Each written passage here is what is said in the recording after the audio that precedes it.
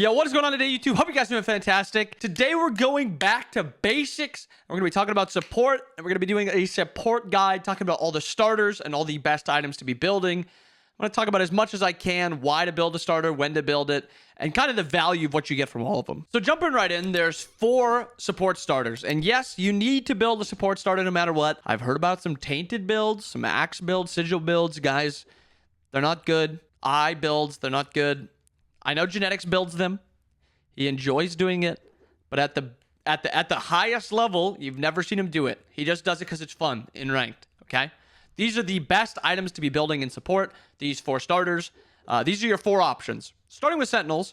This is kind of like the baseline, easiest to use. It gives you some offensive, some defensive capabilities, and it's just very simple in what it does. You're tanky in the early game, you heal off of minions dying, you get some mana off of minions dying, and you get some good protections. That's kind of what this entire item is. Going on to the next one, War Flag. It's the slightly more offensive option. Same amount of protections, health, so you're still going to be tanky. The difference is, instead of getting as much healing from minions, you'll be getting more movement speed and attack speed for a certain amount of time. This is the more offensive option. Next one is Benevolence. This is the backline option. It's the defensive option. It's more for your teammate and less for yourself. You'll still be at least somewhat tanky because you'll have some HP 5, but a lot of it is towards your teammate. And the Protector is the uber tank assassin option.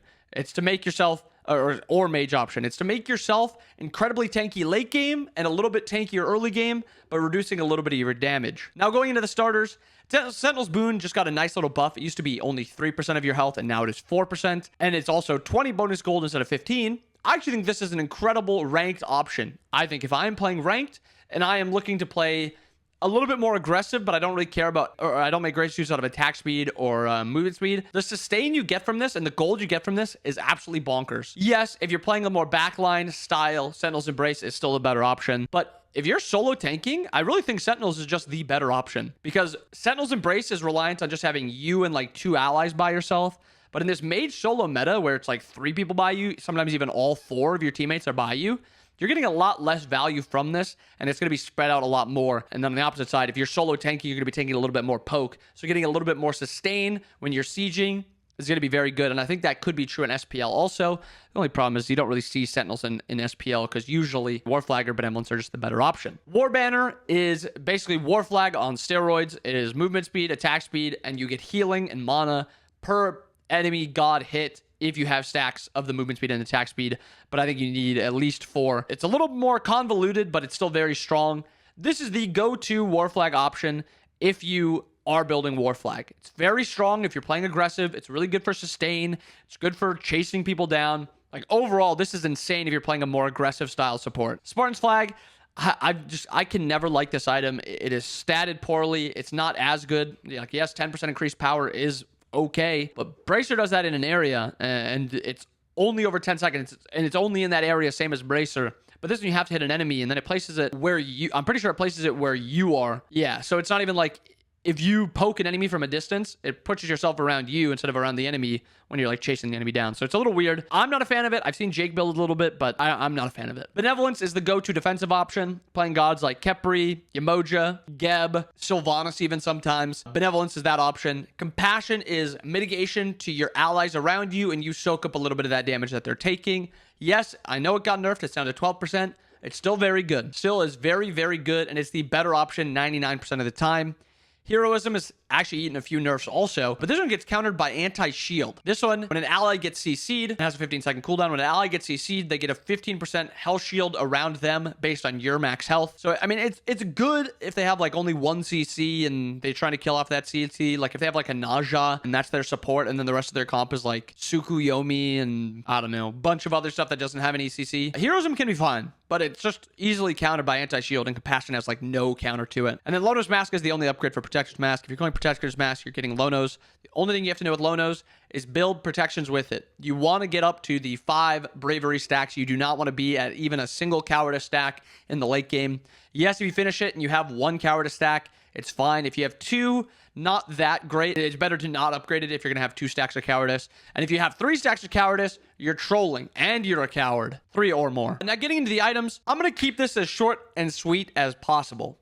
Gauntlet of Thieves, 90% of the time, is the better and easier option. In rare cases, Prophetic can be good. If If you're playing like Kuzumbo, Kuzumbo is one that comes to mind as a prophetic cloak god because he stacks it so darn easily. And if you're just playing an uber late game build, cloak can be fine. But if you're just doing a normal support build, just go Thebes. Just go Thebes. And a couple other items I want to touch on because they've been bought a lot more often. Relic Dagger is in an insane spot. It is now 50 seconds off your relics. Eldritch Dagger is good. Bewitched Dagger is good. Just think about the scenario of when you would want to buy them. If you are reliant on like blinking in and engaging and you need those extra protections, Eldritch is insane. If you're playing more backline peel or you're diving and they have a lot of auto attackers, Eldritch is good. Just think about which one you're building and why. And then a lot of support, the rest of the way is just counter building. Do they have 4 physical gods? Sob has value. Do they rely on killing you and you're not CC immune? Magi's has value. Not really Phalanx. I think Mail is still pretty bad. Do they have a lot of shields and you need to counter those shields? Erosion has value. Not really a support item. If you need anti-heal and support, a lot of times you're just going onk. So I'd even say Contagion is not that great. I think it's okay. Like a 5 out of 10. So maybe sometimes some value. Breastplate. This is one of the most go-to items currently. You upgrade this or you buy this and then you upgrade it into the Breastplate of the Determination. And it is insane. Emperors. I think it's a little underrated currently. If you buy Emperors, you basically force the other support to also go Emperors. So there's like a little game of cat and mouse. I think if you're winning the game, Emperors makes you win the game even harder. And if you're losing the game, can make the game like a little bit easier or a little bit harder for the enemy. And if the game is even, I think that's when the value for Emperors is the worst. If this is a 50,000 gold, 50,000 gold a piece, you all have tier 2 towers left and you're just sitting on Fire Giant looking at each other or Gold Fury, Emperors is bad then. And then Emperors is also worse when they get EFG because a lot of times EFG just causes somebody to split push. So they're just able to kill the Phoenix without your Emperors even being there. Berserker's not really support. Archdruid's not really support. Manticore not really support. Midgard not really support. I'd prefer just going Bewitched Dagger if you need to. Binding. Are you the engage and you need to be able to kill the person you're CCing? Binding has value. Spectral, do they have crit? And are you getting hit by the crit god? This is a thing that a lot of supports don't think about. If you're playing Emoja and you're sitting back and they have a crit god on the enemy team, but he's crit you maybe like one time and it's when the fight is just over and they're just like killing all of you. Spectral doesn't have value in that. Spectral has value when you're Athena dash taunting and their crit hunter is just pounding you as you try to get out of the fight. Like that's when Spectral has value. Or if they have like a Mercury and he's diving your backline, yes, Spectral has value then there too. But the one thing that blows my mind is when backline supports build Spectral when they're never getting crit. Prophetic Cloak we already talked about. I think Abyssal's in an okay spot. Not really a support item though. I think it's better in jungle and better in solo. Not a support item. Are you getting engaged on and you want to live? Has value. We've already had this conversation with Breastplate and Pridwin. Pridwin has a lot of value if you need instant tankiness as they try to collapse on you. So if you're playing something like Geb and you want to get that shield just to be able to live, Pridwin has value. And if you can actually make use of the damage from it. If you just need true kind of just survivability because you have a good amount of safety in your kit, Breastplate is always going to be a good option. I just think it's a little overbought where some games I think Pridwin is just a better option. Mystical Mail, not a support item. Mantle is okay in some scenarios now if you're getting kind of collapsed on, blown up, and you'd make good use of that CC immunity. Onis, if you're diving the enemy backline and you need that mitigation. Heartward is your team playing against a lot of magical gods and you can make use of the magical protections to your allies. I actually think Talisman has a lot of value now. It's getting picked up a lot. It's just really good playing around waves. If you go from waves to an objective, waves to a rotation, if you're just sitting in lane, this is not going to be very good. But if you're actually using it to rotate around and fight on it, it's very valuable. Genji's not really a support item. Just a lot of the times, Shogun's is just better. Genji's is a slightly more tankier option. Shogun's is just better for your team. Absolution, kind of like Magi's. Are they focusing you or an ally and you don't have CC immunity, or your ally doesn't have CC immunity and you want to help them? Absolution is good. Fey Blessed, are you a healer and you want to give your teammates a little bit of shielding? Pesty, this is a good anti-heal option a lot of the times. I actually think in this mage solo meta, Pesty has good value and support, but it's just not getting a ton of value or a ton of pickups. But yeah, that's just about that. Try to cover as many items as possible. If there's an item that I forgot that you guys are really interested in, drop it down below. I'll answer in the comments. Also, I assume a lot of stuff like with the most popular gods is laid out. Top 5 supports and stuff like that. If you guys are curious about hearing my opinion of the top 5 supports, also comment that down below. If there's enough, traction and people that want to know kind of what I think of the top 5, I'll do a video on that. But for now, we're just doing the god guide or the support build guide. And I hope you guys enjoyed it. I hope you guys have a wonderful rest of your day. I'll see you guys again next time. Peace.